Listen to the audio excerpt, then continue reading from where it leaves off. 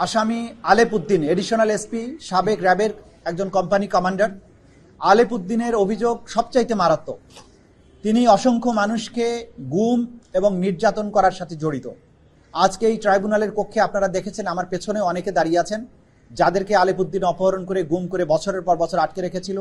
তাদেরকে নিষ্ঠুরতম পন্থায় নির্যাতন করেছিল, ইলেকট্রিক শক দেয়া, চোখ বেঁধে রাখা, উল্টো করে ঝুলিয়ে পেটানো, বিদ্যুতায়িত করা, এবং সবচাইতে মারাত্মক যেটা করেছিলেন যে একজন আসামিকে গুম করে রাখার সময়ে তার স্ত্রীকে, তার বিশ্ববিদ্যালয়ে পড়ুয়া স্ত্রীকে তার স্বামীকে হত্যার ভয় দেখিয়ে তাকে বাধ্য করে একাধিকবার রমজান মাসে রোজা ভাঙিয়ে তাকে ধর্ষণ করা হয়েছে। এই তথ্য প্রমাণ আদি আমাদের কাছে এসেছে। আমরা এগুলো ট্রাইব্যুনালকে জানিয়েছি যে এরকম নিষ্ঠুর এবং জঘন্যতম অপরাধী যারা, তাদের ব্যাপারে তদন্ত কার্য পরিচালনা করতে সময় লাগবে, কারণ প্রতিদিনই নতুন নতুন ভিকটিমরা আমাদের কাছে অভিযোগগুলো নিয়ে আসছেন এবং তাদের তদন্ত এবং তাদের বক্তব্য, তাদের এভিডেন্স কালেকশন করার জন্য আমাদের সময় দরকার।